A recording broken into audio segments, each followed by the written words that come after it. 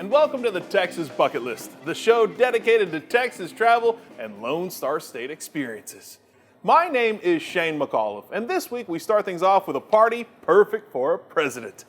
Now, we celebrate the United States all over the Lone Star State, but we found a fiesta that's very fond of our founding fathers. So we took a vote, and it was unanimous. So we decided to take a drive for a diverse celebration. The streets of Laredo, Texas are filled with the colorful culture of our neighbors to the south. This unique blend of Mexican and American traditions makes for a marvelous mixture that you'll find in abundance along the border towns of our great state.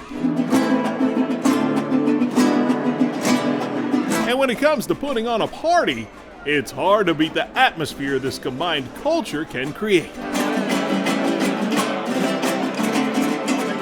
Festive, fun, and full of life. Celebrating is easy to come by in these parts. And from January to February, Laredo throws a bash fit for a king. Fortunately, he rejected the offer, but what else would you expect from our founding father? Why George Washington? That's exactly what we thought. So we met up with Veronica Castillon, who was born and raised right here on the Rio. You guys in Laredo like to party. We do. We know how to have a really good time. Have a great time, but tomorrow morning we got to get up and do it again. So space yourself, save some energy. Veronica plays a huge role in this presidential party that's been part of Laredo since 1898. She is the lifetime director, and I'm told she could never tell a lie. Here in Laredo, we're very good about celebrating El Cinco de Mayo and El 16 de Septiembre. We do that very well. So now let's do something that's American. Why not George Washington's birthday? Now, all this got started in February of 1898, when a fraternal organization called the Improved Order of the Red Man captured City Hall in a mock battle. The key to the city was presented to the chief of the tribe, who handed it to Princess Pocahontas. It's been said that the Sons of Liberty of the American Revolution held the same sort of ritual, and George Washington posed as the chief. For some reason, this really resonated with Laredo in the 1800s, and over 100 years later, the party has grown. We have the nation's largest and longest celebration of George Washington, freedom and democracy. We celebrate everything he stood for. The majority of the celebration takes place in February. Parties, parades, pageants, and plenty of particulars go into this massive celebration put on by the Washington's Birthday Celebration Association, which happens to office out of a building built to look like Mount Vernon. We've got to celebrate something in Laredo that's truly American. The Martha Washington pageant is a popular part of the celebration as young girls from all over the state showcase fashion that's no longer in style, but still incredible to see. The dresses, those are works of art. You know, if it's velvet and it's beaded, those dresses and the petticoat, those things weigh anywhere from 50 to 65 pounds. So you have to learn how to walk and move in it.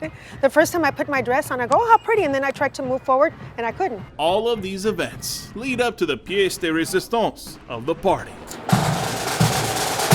On the final Saturday of the month, hundreds gather on the square in Laredo, and they march.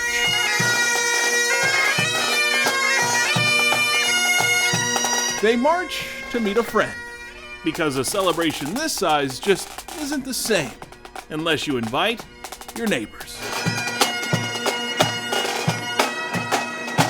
The International Bridge is closed off to traffic, and grandiose displays of patriotism from both sides of the border are put on display.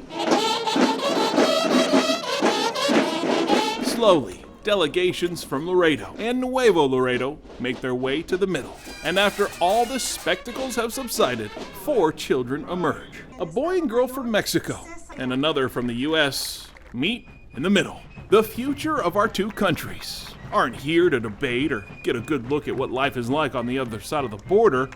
They're here to hug. To me, the bridge ceremony is the heart of our celebration. And it's just a way of us every year announcing to the world or demonstrating to the world our friendship. The river that runs through here, it's not a divider, it's actually a connector. We drink the same water, we ride the same bridges on a daily basis. The children make way for the adults. City, state, and even national leaders exchange flags and do something this world so desperately needs, a chance to show a little love for one another. We have so much in common with our friends and families in Nuevo Laredo. We're human, we all bleed the same, I like to say. We like to party together, and we like to build relationships. We like to build strong, safe communities for our children and grandchildren. The George Washington birthday celebration in Laredo is one of a kind. A border town with a big place in its heart for a man who never even knew what the state of Texas would become. Somehow, he still brings people together. And being part of this month-long celebration truly is well worth a stop on the Texas bucket list. I really don't believe that we're the only community that has a sister city that maintains long-lasting ties that go back hundreds of years, but we're probably the only one that demonstrates it so festively as we do here in Laredo during Washington's birthday.